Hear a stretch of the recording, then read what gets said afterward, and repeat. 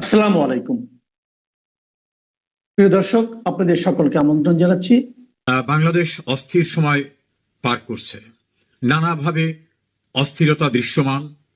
দেশটা এখন আর প্রজাতন্ত্রের মধ্যে সীমাবদ্ধ নাই।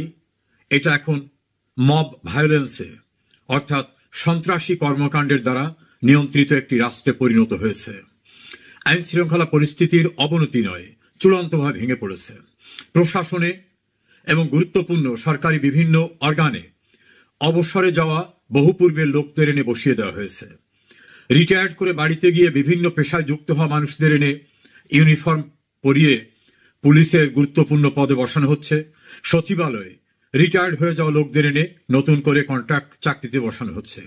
সাংবিধানিক পদেও একইভাবে যারা বহু আগে অবসর নিয়েছেন তাদেরকে এনে বসানো হচ্ছে। এভাবে বাংলাদেশটাকে একটা রিসেটিং বাটনের মতো প্রক্রিয়া করে নতুন আঙ্গিকে কিছু করার চেষ্টা করা হচ্ছে। কিন্তু বাস্তবতা হচ্ছে কোনো কিছুতেই কোনো নিয়ন্ত্রণ হচ্ছে না।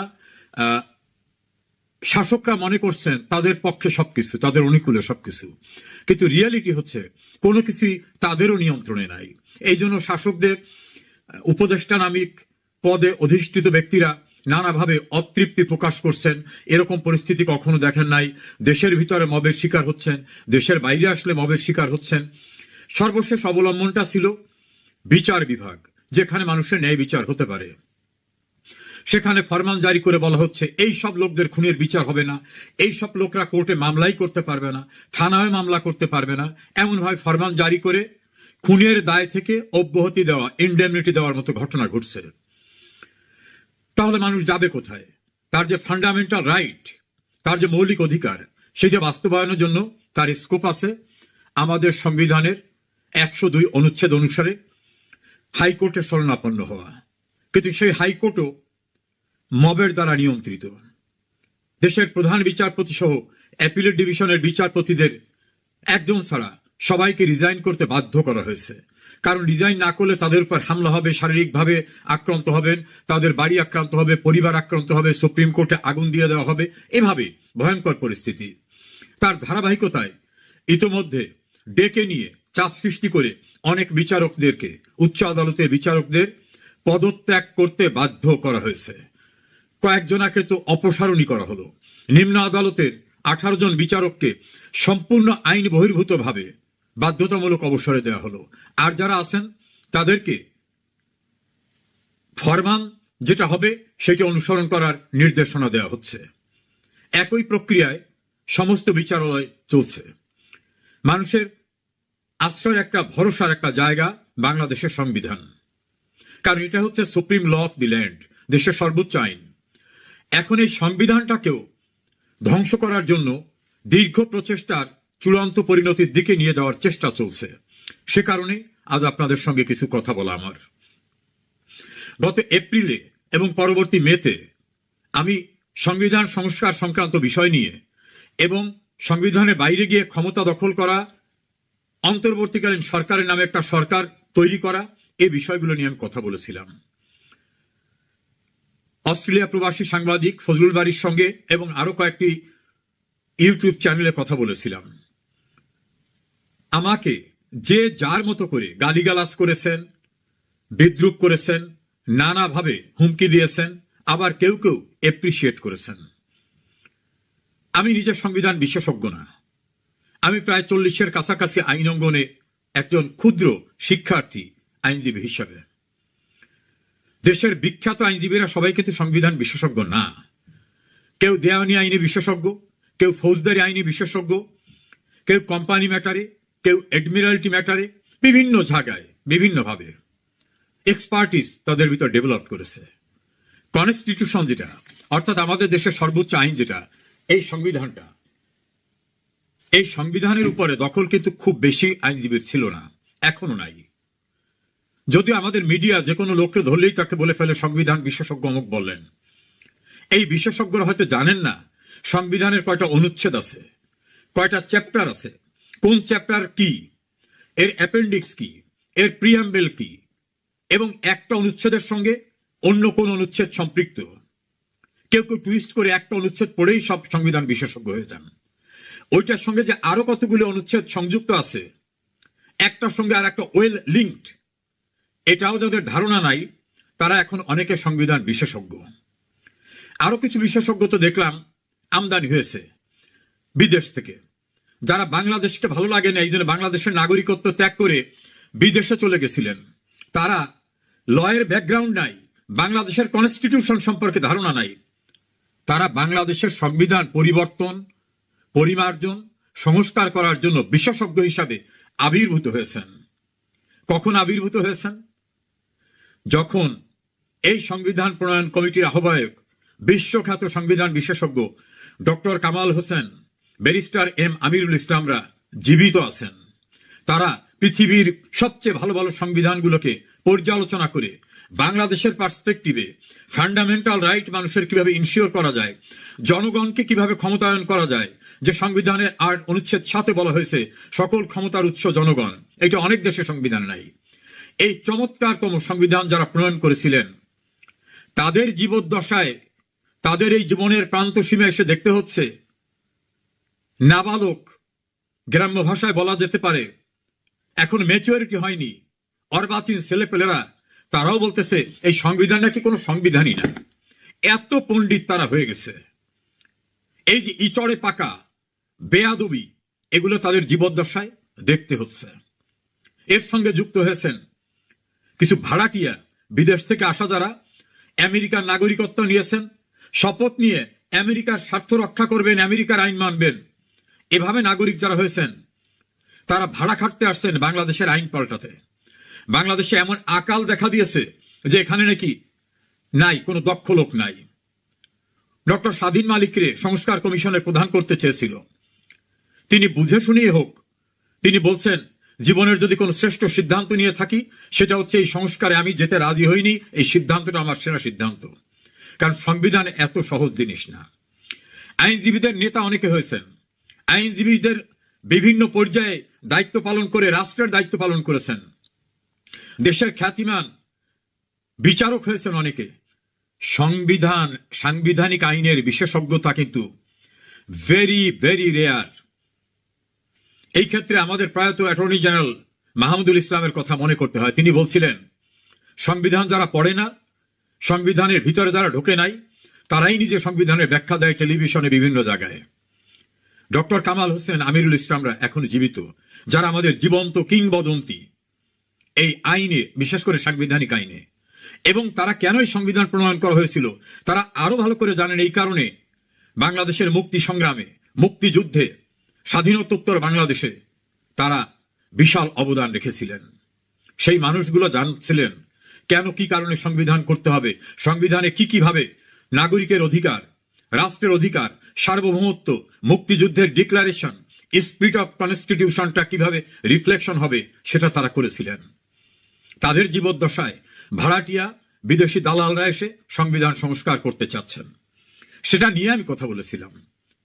একটা উদাহরণ দিয়ে বলি, গভীর রাতকে অন্ধকার দূর করতে সর্বোচ্চ ক্ষমতা সম্পন্ন সোডিয়াম লাইট এনে চতুর্দিক একেবারে অন্ধকার দূর করে সাদা করে দিলেও রাত কিন্তু কখনো দিন হয় না।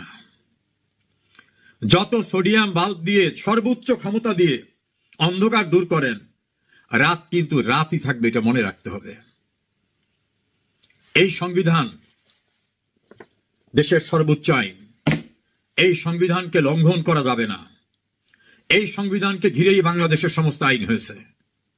এজন্য সংবিধানের ৭-২ অনুচ্ছেদে বলা হয়েছে কোন আইন, কোন কার্যক্রম যদি এই সংবিধানের ৭-২ অনুচ্ছেদ অনুসারে সংবিধানের সঙ্গে সাংঘর্ষিক বলে প্রতীয়মান হয়, তাহলে ওই আইন, ওই কার্য বেআইনি ঘোষিত হবে।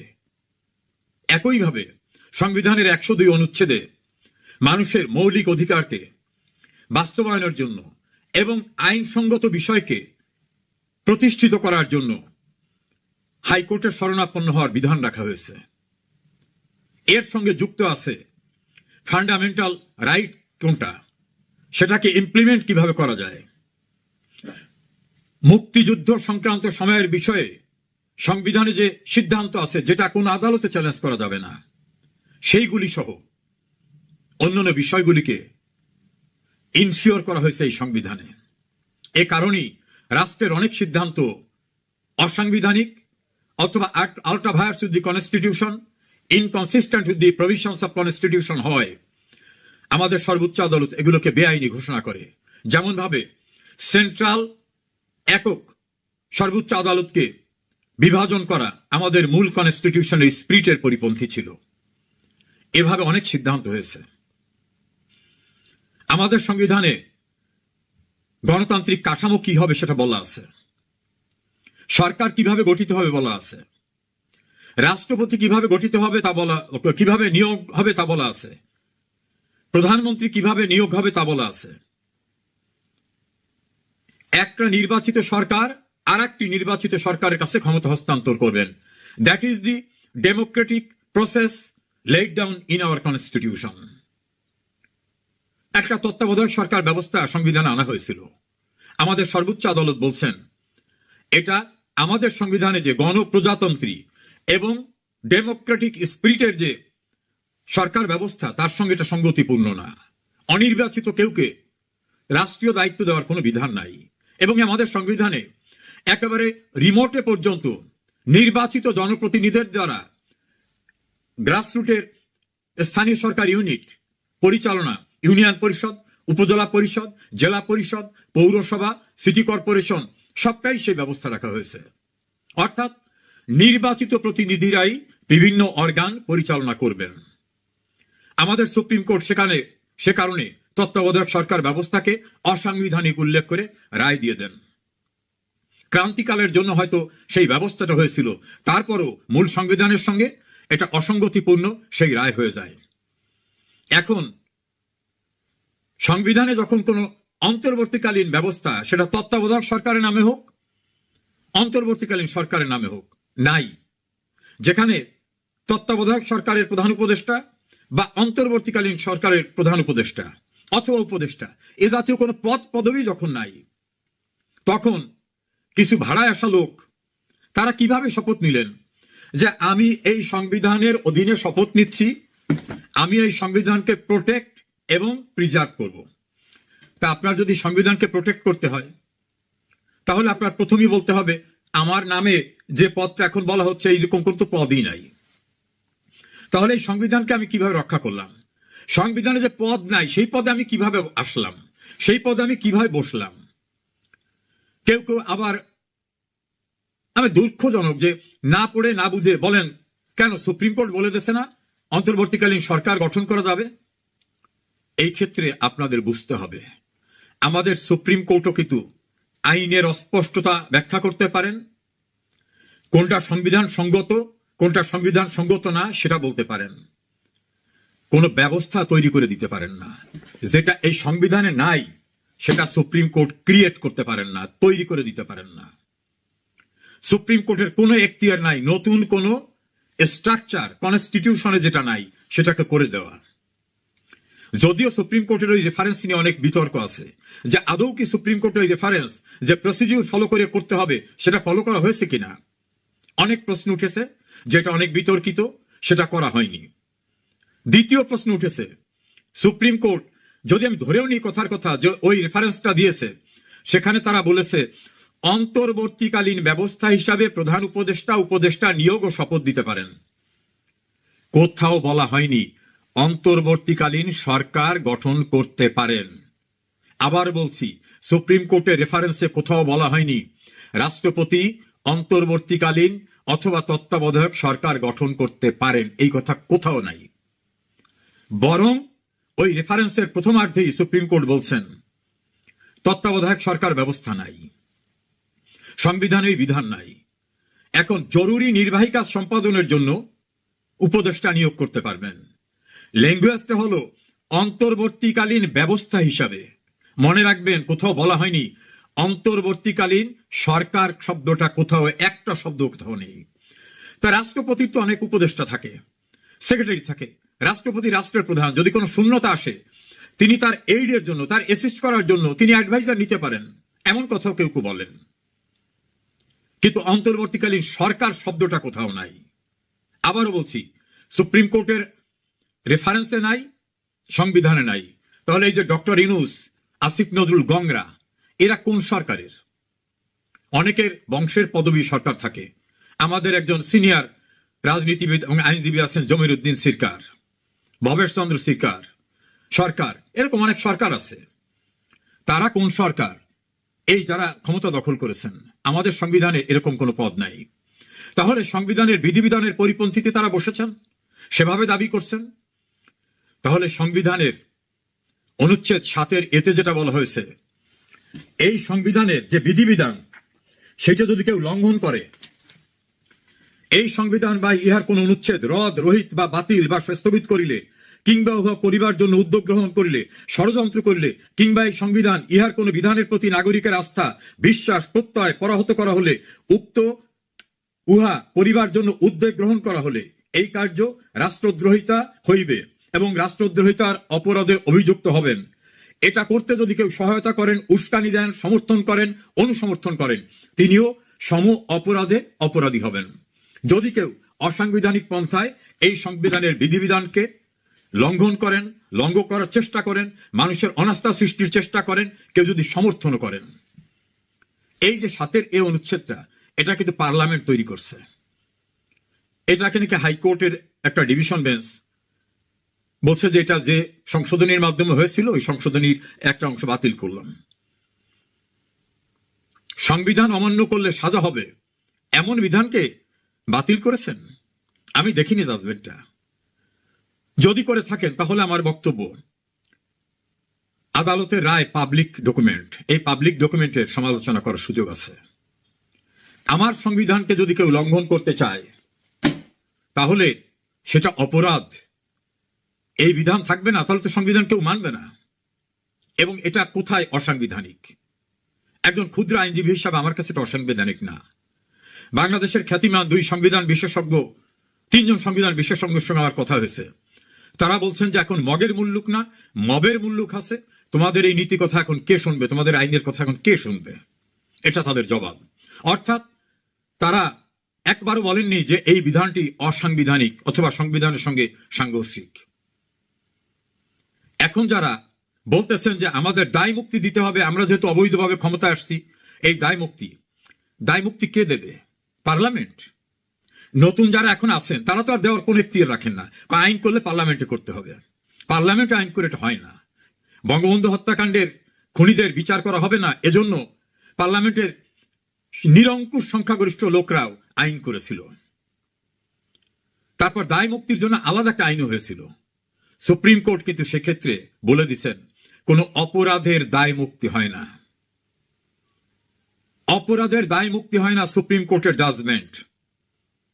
ফলে আপনারা ঘষে মেজে রং দিয়ে সংস্কারের নামে যাই তৈরি করেন, ওই যে বললাম সোডিয়াম লাইট দিয়ে অন্ধকার দূর করলেও রাত কিন্তু কখনো দিন হবে না। সংবিধান বলবৎ থাকা অবস্থায় যারা অপরাধ করেছেন তারা কিন্তু ওই অপরাধে অপরাধী, মনে রাখবেন। আরো একটা উদাহরণ দিয়ে বলি, ধরুন একটা হত্যাকাণ্ডের বিচার অপরাধের জন্য 20 বছর সাজার বিধান ছিল, পরবর্তীতে ওটাকে মৃত্যুদণ্ড করা হয়েছে। একটা ঘটনা যে সময় ঘটছে তার 20 বছর পর বিচার হচ্ছে, আপনি চাইলে তাকে মৃত্যুদণ্ড দিতে পারবেন না, কারণ অপরাধটা যখন সংগঠিত হয়েছে তখন আইনে কি বিধান ছিল সেটার আলোকেই কিন্তু বিচার হবে। এই সংবিধান যখন বলবৎ ছিল, বলবৎ থাকা অবস্থায় যারা সংবিধানকে লঙ্ঘন করেছেন, পরবর্তীতে ভূতাপেক্ষ কার্যকারিতা দিয়ে যদি তাদের রক্ষা করার চেষ্টা করা হয়, এটা কোনোদিন হয় না, কখনো হয় না এবং হবে না। আজ হোক কাল হোক হবে, এর বিচার একদিন হবে। কারণ সংবিধান দেশের সর্বোচ্চ আইন, এটাকে লঙ্ঘন করলে যেটা অপরাধ সেটা হবে।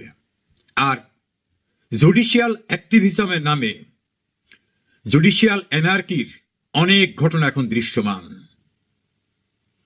দিন কিন্তু কাহারও সমান যাবে না, আবার দিন আসবে।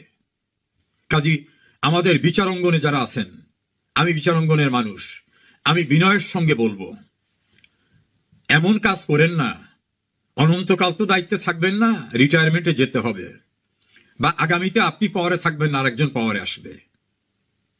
তখন যে কনসিকুয়েন্সটা হতে পারে, হবে বলছি না, হতে পারে, সেটাকেও মাথায় রাখবেন। আর বিচারকের আসনে বসা মানে মন্ত্রী, এমপি, প্রধানমন্ত্রী, রাষ্ট্রপতির চেয়ে অনেক মর্যাদাপূর্ণ জায়গা হিসাবে কিন্তু অনেকে গণ্য করে, আমিও সেভাবে দেখি। ডিসপেন্সেশন অফ জাস্টিস, ন্যায় বিচার নিশ্চিত করা, এবং সংবিধানের গার্ডিয়ান কিন্তু সুপ্রিম কোর্ট।